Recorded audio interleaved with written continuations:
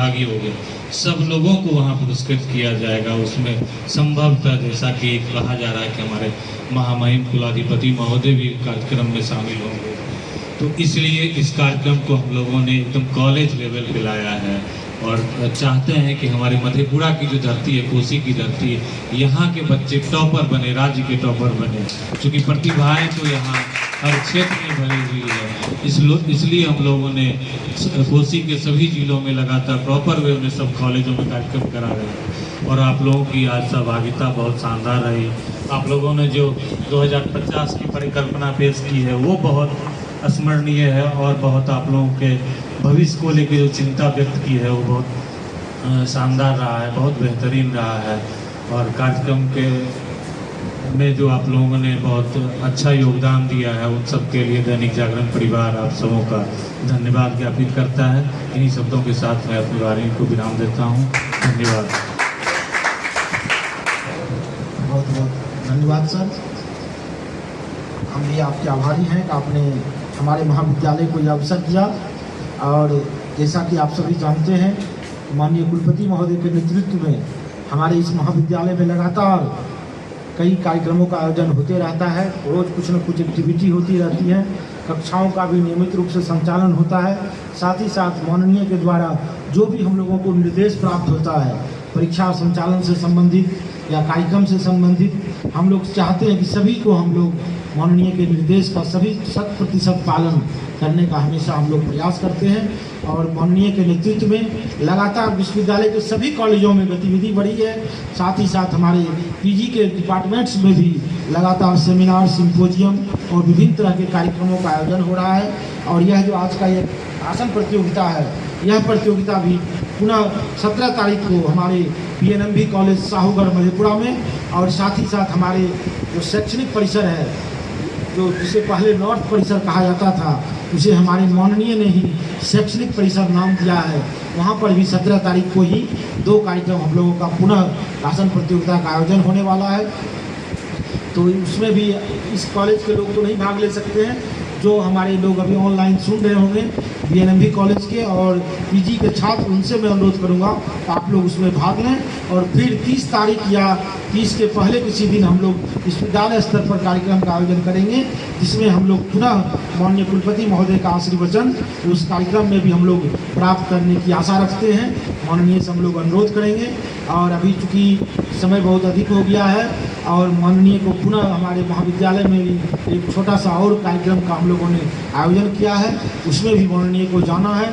इसलिए ज़्यादा समय नहीं लेते हुए मैं सिर्फ अपने प्रधानाचार्य महोदय की तरफ से, अपने पूरे कॉलेज के सभी शिक्षकों की तरफ से, सभी कर्मचारियों की तरफ से और दैनिक जागरण परिवार की तरफ से माननीय के प्रति पुनः आभार व्यक्त करता हूं। और आप सभी श्रोताओं से, सभी अतिथियों से अनुरोध करता हूं कि एक बार माननीय का पुनः एक बार तालियों से आप लोग स्वागत करेंगे, अभिनंदन करेंगे।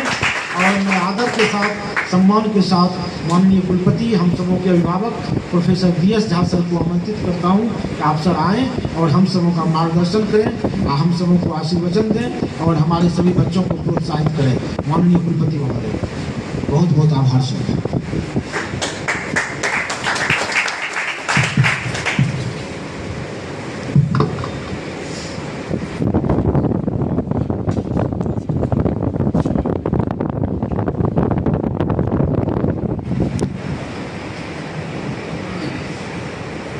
मंचासीन इस महाविद्यालय के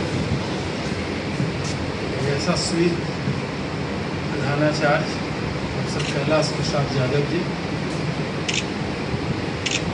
इसी महाविद्यालय के NCC के प्रभारी शिक्षक,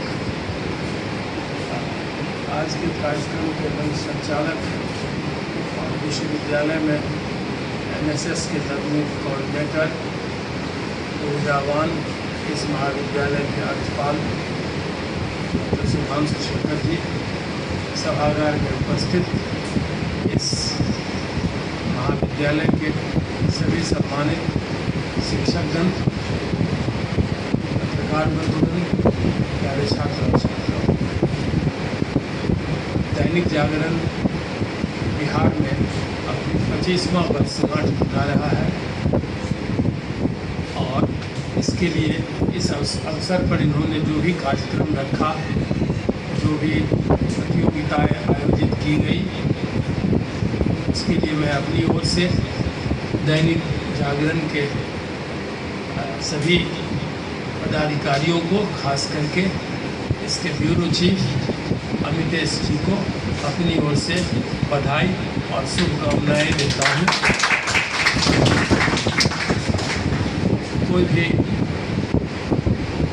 अखबार का ग्रुप जो होता है, उसका एक मुख्य काम एक्सटेंशन एक्टिविटीज़ भी होता है कि वो अपने माध्यम से समाज में जाकर के ऐसी प्रतियोगिताओं का आयोजन करे, जागरूकता लावे।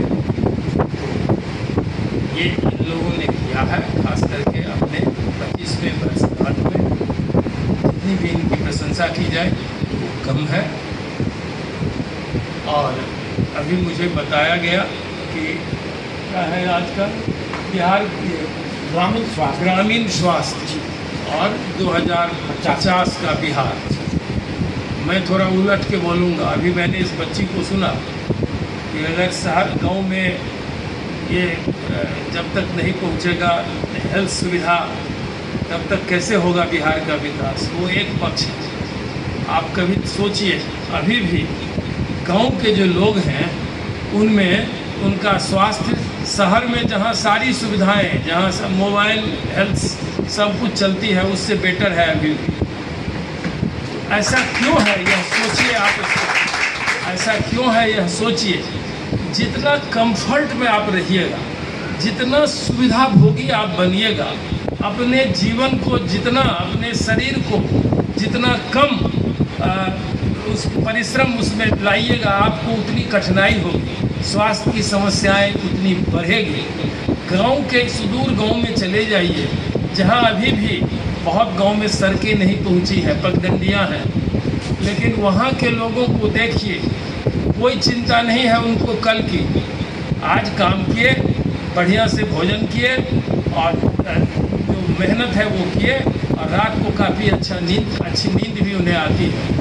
तो आप यह सोचिए, बिहार का वो ठीक है, जो सुख सुविधाएं यहाँ है शहरों में, उसे स्वास्थ्य संबंधी सुविधाएं निश्चित रूप से सरकार सतत प्रयत्नशील है। और ख़ास करके बिहार का वर्तमान सरकार, हमारे जो मुख्यमंत्री हैं, उनको मैं विजनरी मानता हूँ। दो चीज़ में, इंफ्रास्ट्रक्चर डेवलपमेंट में, शिक्षा के क्षेत्र में और स्वास्थ्य के क्षेत्र में, यह तीन जो आयाम है किसी राज्य के विकसित होने का, उसमें अगर किसी व्यक्ति को सबसे अधिक क्रेडिट दिया जाता है तो हमारे माननीय मुख्यमंत्री श्री नीतीश कुमार जी को दिया जाता है। कई योजनाएं ऐसी हैं जो उनके द्वारा बिहार में लागू किया जाता है, इसके बाद देश उसको अपनाता है। तो बिहार जो आज करता है उसे दूसरे दिन और कल को देश अपनाता है, यह हमारे लिए गर्व की बात है। हमें यह सोचना होगा। अब आप सोचिए कि 50 का बिहार कैसा और ग्रामीण स्वास्थ्य कैसा हो। शहरों में भी मैं कहता हूँ, देखिए गांव में क्या है, फिजिकल लेबर लोग करते हैं। गांव के लोग, अभी मैं देख रहा हूँ इस समय एक लोग व्यस्त थे मोबाइल पर। उठते हैं तो मोबाइल से ही लोग, पहले कुल्ला करता था, भगवान को प्रणाम करता था, अब मोबाइल को प्रणाम करते हैं। और मोबाइल में जो फ्रीक्वेंसी और रेडिएशन जा रहा है, उससे आपके लोग पॉकेट में रखते हैं, तो उससे आपको क्या क्षति हो रही है, इसको लिटरेचर पढ़िए। तो सबसे पहला बात है कि मोबाइल और ये जो एंड्रॉयड है, उस पर अपना डिपेंडेंस को कम कीजिए। वो इमरजेंसी के लिए उसको रखिए और फिजिकल लेवल एक्टिविटीज़ बनाइए।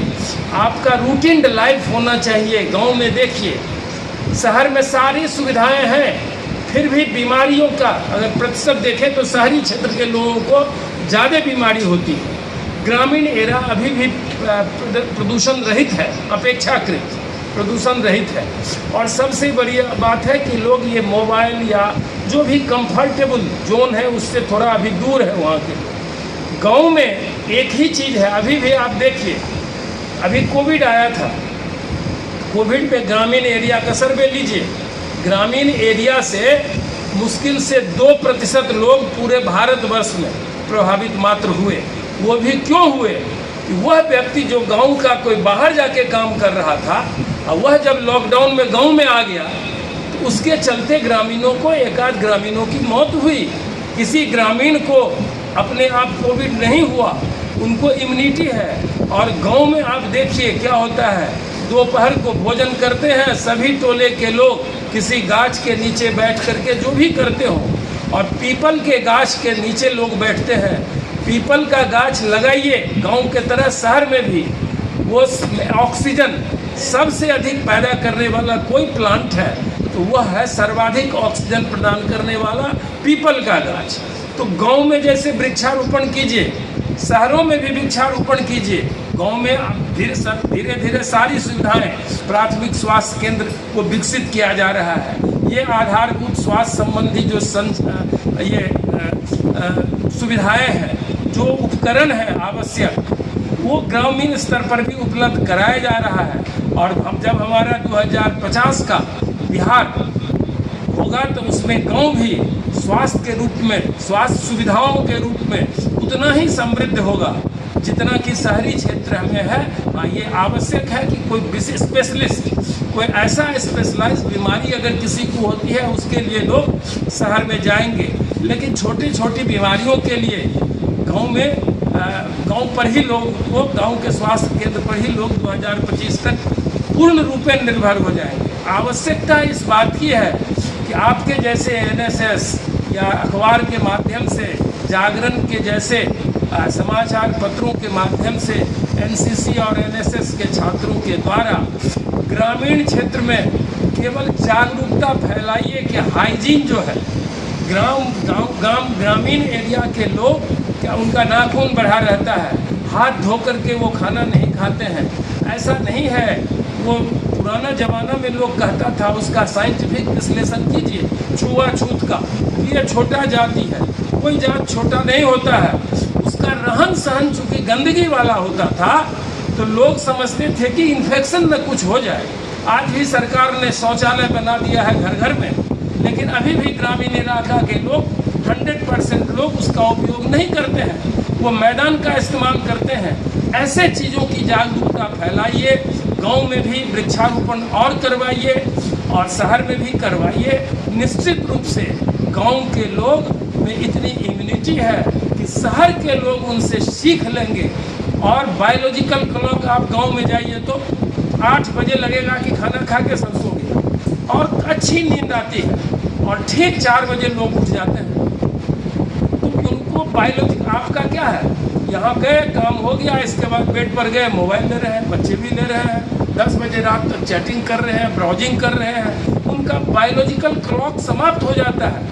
नींद अगर बेड पर आप जाते हैं और आपको 10 बजे नींद आने की आदत है तो ठीक 10 बजे आपको बायोलॉजिकल क्लॉक आएगा कि आपको लगेगा कि मुझे नींद आ रही है, आप उस वक्त आपको नींद आ जाएगी। लेकिन थोड़ा सा भी वो समय व्यतीत होगा, आप चैटिंग करते रहिएगा तो फिर होल नाइट नींद नहीं आएगी, नींद आपका डिस्टर्ब होगा।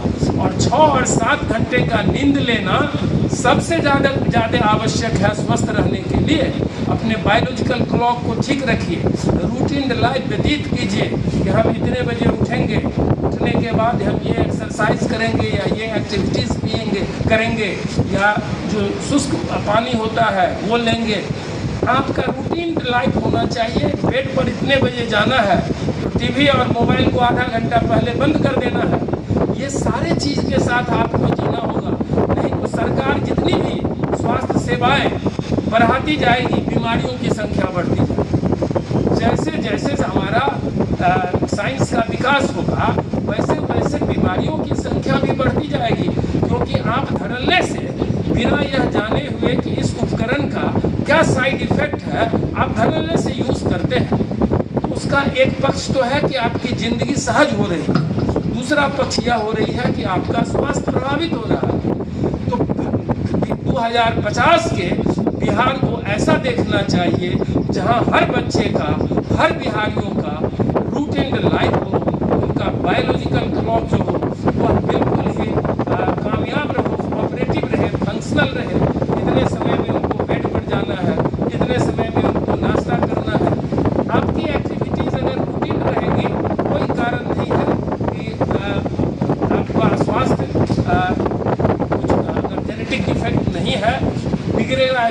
कारण नहीं बनता है। पहले कहाँ स्वास्थ्य सुविधाएं थी, लेकिन गांव के लोग तो बहुत ही स्वस्थ रहते थे।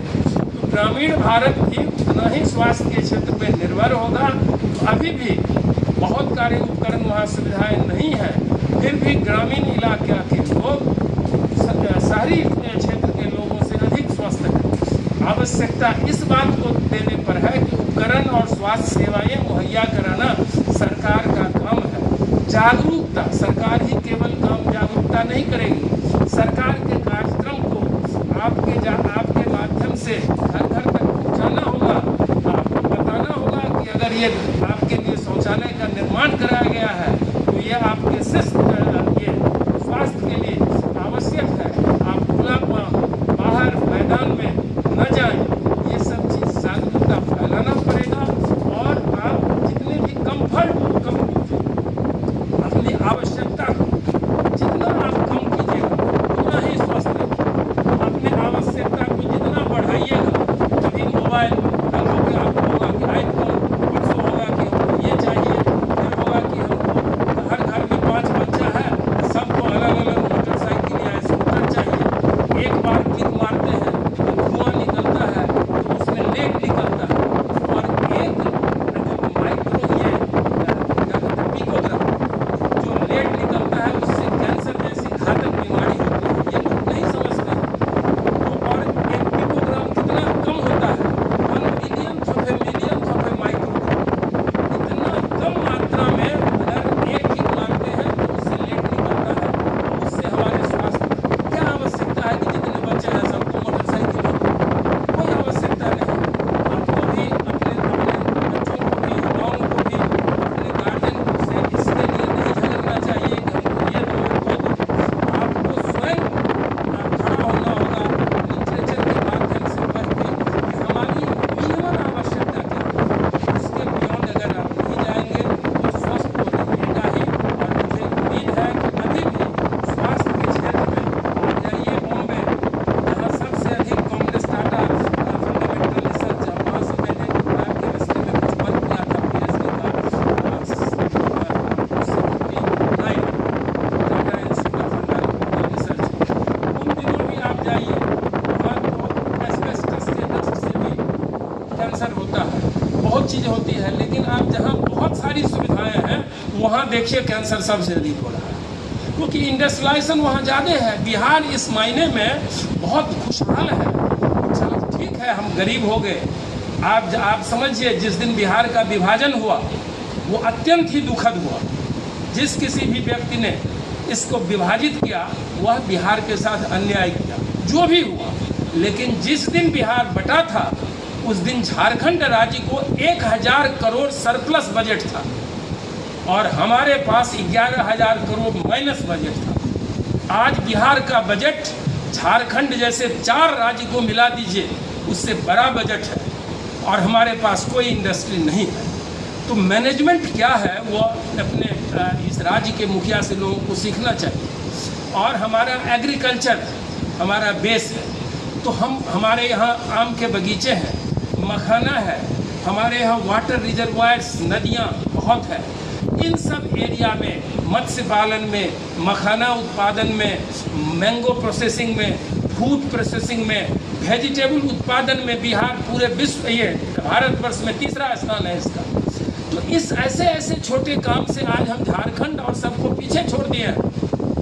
ये सबक लेने की ज़रूरत है और कोई कारण नहीं है कि बिहार जो है किसी अन्य राज्य से 2050 में स्वास्थ्य के दृष्टिकोण से पीछे रहेगा। मैं नहीं समझता हूँ। एक ही चीज़ है कि सभी स्टेक होल्डर्स का मतलब होता है जितने भी नागरिक हैं, युवा हैं, छात्र हैं, हमारे पत्रकार बंधु हैं, जितने भी ऑर्गेनाइजेशंस हैं, सबों का दायित्व बनता है कि सभी लोग मिलजुल करके स्वास्थ्य सेवा में जो भी सरकार देती है, स्वास्थ्य संबंधी सुविधाएं मुहैया कराती है, उसकी ओर लोगों को जागरूक करें कि ये सुविधा आपके ही प्राथमिक स्वास्थ्य केंद्र में है। बिचौलिए के बीच में न पड़े। क्वैक सब जो डॉक्टर रहता है उसके माध्यम से उसका उपयोग नहीं करें। निश्चित रूप से बिहार 2050 में स्वास्थ्य की दृष्टि से अन्य राज्यों की तुलना में